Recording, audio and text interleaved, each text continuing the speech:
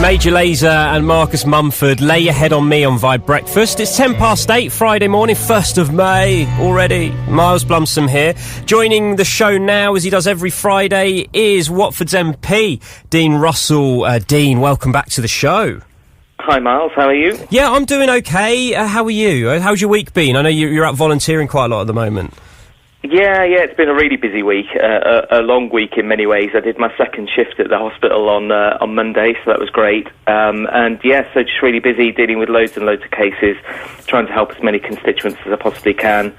Doing a bit of volunteering this week as usual, but mainly, dealing back and forth with constituency matters, and also liaising with Parliament. I've got the Health and Social Care Select Committee directly after this call, around 9 o'clock, and then I've got the Human Rights Joint Select Committee on Monday, so there's a lot of preparation for both of those to ask the right questions that people want to know the answers to. Good news for the country this week, well, for the government as well. Boris Johnson being back, he gave the daily press briefing yesterday, sort of return to public office, I guess. That must be a big boost for the government. How important is Boris? I think he is incredibly important. I think the thing with Boris, he's just almost the personality that he has is a real positive driving force. He's relentlessly positive, and in these really dark times, these tough times, having somebody with the vision that we're going to come out of this, I think is really uplifting for the public. And I think as an MP, he's my boss effectively. So it's great. It's great to have the boss back, and it's really wonderful to know that he's back in high spirits, back on form, because ultimately what that means for all of us is that we're not having to worry about him, because he was very ill just a week or two ago. He's obviously had a baby now as well, so there's a lot of stuff that's gone on in his life that shows the strength of the man, really, that he's come literally bouncing back. And I think he was brilliant last night, I have to say. And I think there's a lot of people I know, even people who previously were a bit sceptical of him during the election, who have really warmed to him and seen actually his fighting spirit is truly second to none. Now, he spoke a lot yesterday about R, which is the rate of infection, which, for anybody who doesn't necessarily understand, is the amount of people that a single person will infect with coronavirus, if they have it. And the stats that came out yesterday is they believe it's between 0.6 and 0.9. They've said anything under 1 is sustainable in terms of being able to come out of lockdown. Boris Johnson said we're over the peak. Are you confident this is true? And can this rate of infection be sustained once society starts to open back up again? Well, I think, first of all, yes. I mean, the scientists are saying it's true, then I absolutely believe them. I mean, I'm a former physicist myself, actually, so I know the importance of statistics and the importance of understanding the complexity of them as well. I think the challenge here is that ultimately what we want to do is get to a point where the ability to increase the rate of infection is reduced massively, so that we've got less people infecting less people. And it's as simple as that. The catch at the moment is obviously during lockdown, it's brilliant that people aren't, well, it's not brilliant, but you know what I mean, it's the fact that the rate is not as high because people aren't infecting other people because they aren't getting close to them, and I know the sacrifices that people have made across Watford and across the country to enable that to happen are incredibly high, and I appreciate the challenges for people with their businesses, with their own lives, not seeing families and so on is a really tough thing, and I've felt it myself. The reality is, though, as we come out of lockdown, as and when that happens, what will need to be done is obviously following the five guidelines that have been put out, or 5 rules. But ultimately, it's going to. I don't think it's going to be a case, in my view, and I don't necessarily have a say in this, I don't think it's going to be a case of overnight suddenly life will return 100% to normal as it was back in January and December. I think it's going to have to be realistic about how we do this in the right way, and I look forward to seeing the plans and scrutinising them as well over the coming week or two. Boris comes back, his first press briefing, he says that in the next week we're going to have a comprehensive plan as to how to restart the economy, reopen schools and help people travel into work. in the next week. Is this something that couldn't have happened without Boris being at the helm? Is this something that I know that questions have been asked about what the plans are going to be putting in place. Is it just a case of timing that Boris has come back at the right time for this, or is this something that needed the Prime Minister to be at the forefront of? My view, and I know I've said before, I speak to ministers and Secretary of State on a regular basis. It's one of the roles really to be the eyes and ears of the constituency and feed that back up. And so I know firsthand they have been working, and I know I've said it a few times, but they have been working tirelessly to get everything sorted so that we protect the British people. And no doubt they will have been working tirelessly on that economic plan, on the sort of safety plan. The scientists won't have stopped looking into this. So I don't think it's necessarily that the Prime Minister needed to be there to announce it, but I do think it helps. I think the fact that he's now back, he's a figurehead for the country. He is the Prime Minister ultimately. So for him to be able to spearhead this in the public view is, I think, really, really important, and I think it adds a huge amount of support to it. But it doesn't mean that the planning and the approach and the timing of it would necessarily have changed. But I think now he's back, I think it really does help in terms of the communication of that, because he's the single point of focus now in terms of being a Prime Minister. 82818 is the number here at Vibe. Start your text with the word Vibe if you have a question for Watford MP Dean Russell. We'll play a song, give you a chance to get your questions in. Then, Dean, we're going to talk about these tests, so brace yourself. When Monday morning's falling back around. Tom Grennan, this is the place on Vibe Breakfast. 82818 is the number. Start your text with the word Vibe. Get your questions in for Watford's Member of Parliament, Dean Russell. Dean, we're just speaking about Boris's return and the rate of infection and his plans to restart the economy. Something that had been promised at the start of April by Health Secretary Matt Hancock as he came back from his short illness was 100,000 tests by the end of April. Now, the end of April was yesterday, of course, being the 1st of May. We're going to get the figures later today. Grant Shapps has said he's confident. It wasn't looking good a couple of days ago. Do you think this target's been hit? Until I see the data, until I see the results, I don't know. But what I do know is that I'm pleased that Matt set the target, and if we don't hit it today, I'm sure we'll hit it in the next few days, if not sooner. And I think, it's important. I've done a lot over the years in business and leadership. I actually lecture at, or have lectured at Ashridge Business School and at various universities on leadership. And I think one of the things to galvanise a team is to set a really tough target, something that's achievable, but it's a stretch target, they often call it. And I think with this, it was important for Matt to come back, especially at that time, because there was a month ago seems like a long time ago now, but I remember at the time people were concerned about testing, and he set an incredibly tough target that we've already got very, very close to. Hopefully today we'll hit it, but if we don't, it'll probably be in the next couple of days we will. You talk about the stretch target. Do you not think it would have been a better idea to maybe internally have set this 100,000 target, but then made the statement to say, right, we want to hit 80,000 maybe, and then in business with your client, and I guess for the government, the country is a client in some regards in this in this metaphor, to under promise and over deliver. So hit 100,000, say, hey, look, we said we'd do 85, we've done 95, and it would just make the government look that little bit stronger.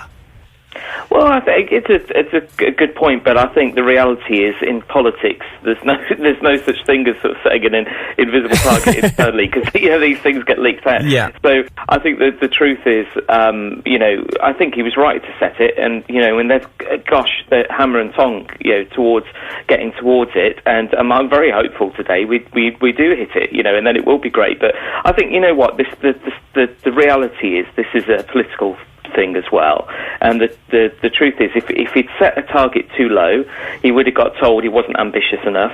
If he set it and he for any reason doesn't hit it today, but hits it in a couple of days' time, people will say, well, it was, he shouldn't have set it so high. So, you know what? We're all human. We're all trying to do the best that we can. And I think in this particular instance, from everyone I've spoken to in the sort of general public who aren't involved in politics, they're going, well, look, as long as it gets there around this time, that's great. And I think the important thing, the real message to most people, though, is that testing is now available to so many different people. So, we're testing NHS, social care workers, anyone over 65 with symptoms, anyone who can't work from home with symptoms, so construction workers, shop workers, plumbers, delivery drivers, so the ability for people to access testing has gone, is really, really wide and far, and, anybody who needs testing who's got symptoms at the moment can use it. And obviously, when we spoke last week, we've got the testing on site now at the hospital. So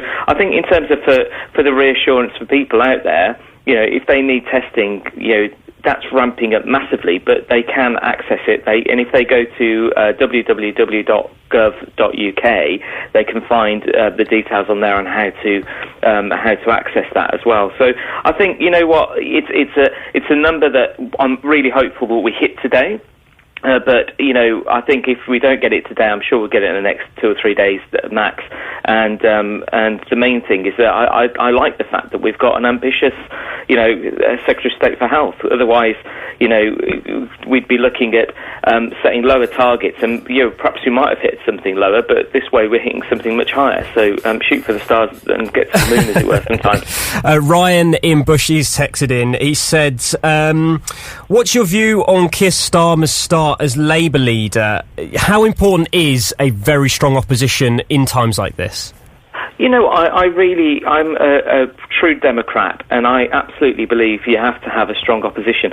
Throughout this whole process in Watford, I've engaged actively with local opposition parties, and I have to say it's been fabulous because they've asked me questions that other people haven't, and I think it's really important to be held to account. And I think with Keir Starmer, or Sir Keir Starmer, you should say Sir Keir Starmer, Sir Keir Starmer. I think it's really important, and I do really wish him well, and I wish him success because, that opposition, it helps improve everything. If you've got a strong opposition, their ideas, their scrutiny is really key, and I find it actually being on the select committees.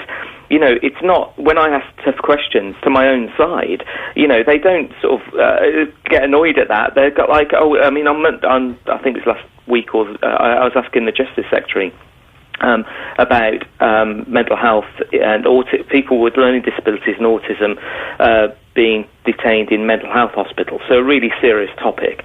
And I was asking him some pretty tough questions, but he took them on board, and I know he was appreciative in the session actually about that. So I think it's really important. I think the main thing is that what we don't want to descend into is party politics, and that's where it concerns me.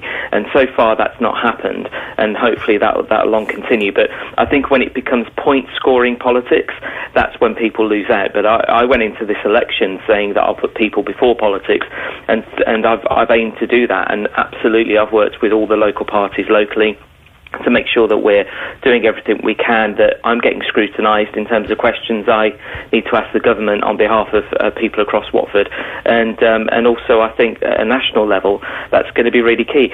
Just to note on that as well, one of the things that I found really tough at the start of this term as a parliamentarian was that when you watch Parliament on TV, often you see the benches being full. But for a good few weeks at the start of this, because there was so much focus, I think, on leadership campaigns and all sorts, I remember sitting once on the benches and we were pretty full on the Conservative side, and on the opposite benches there was literally hardly anyone, and that's not a criticism for them, but I think now hopefully those benches will be full on both sides, and that scrutiny will happen and we'll be asked tough questions, but not ones to point score points, but ones to really get to the nub of the issue and make sure that we're working at our best and they'll work at their best. It's about keeping you honest, isn't it, really, as the lead, as an opposition party? Yes, they're, of course, trying to give themselves some leverage into the next election, but for the good of the country, it's about keeping you on your word and keeping you honest. And staying on the subject of honesty, Dean, I've been looking at your Twitter and I've seen a little painting that you've done of now Colonel Tom Moore. You've donated it to the Raise West Hart auction. Now, when I said being honest, did you really paint this? It's very, very good. Thank you. Yes, I did. I promise I did. I just, to be honest, it started off as about a week or so ago. I thought it'd be quite nice to do something for Captain Tom or Colonel Tom now. His birthday as a thank you, as a member of Parliament for for what he was doing. I just thought it'd be a nice thing, and then I thought perhaps he could use it for his auction for his campaign. Obviously, back then he'd raised a few million, but obviously he's blown that target through the roof, which is incredible. And so I just did it really as a nice thing. And overnight, I think it was on one of the weekends, I just stayed up late because I couldn't sleep. So I thought I'd start it. So I finished it over a few days, and it was just a real pleasure to paint Colonel Tom and do it with with the sense that I wanted to really do something for him. What ended up happening is after I'd done the painting, I then looked at what to do with it, to be honest, and I contacted Captain Tom's team, and they said, look, you know what, he's got so much stuff, he's got so many things, he'd be really appreciative of it, but you know what, you're probably better to see if you can auction it locally or give it to an organisation locally, and I know Captain Tom would appreciate that. So I reached out to Watford General Hospital, especially because I'd been volunteering there, and I said, look, you know what, do you want it to stick it up on the wall? You can use it for auctioning. And they said, actually, no, we'll auction it. So fabulously, yesterday they did a 24-hour auction of my painting and one by a proper artist, which was a really fabulous painting that the guy had done.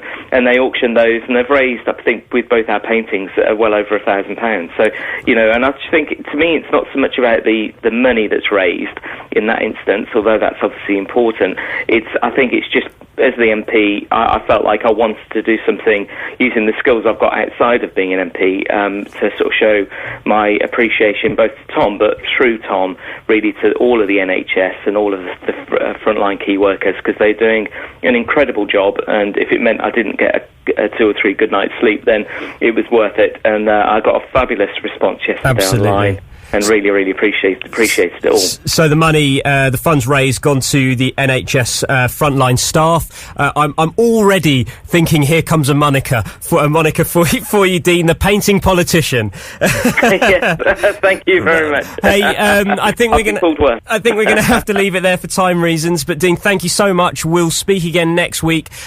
Enjoy your weekend. Have a good week. We'll chat again next week. Thanks, Miles.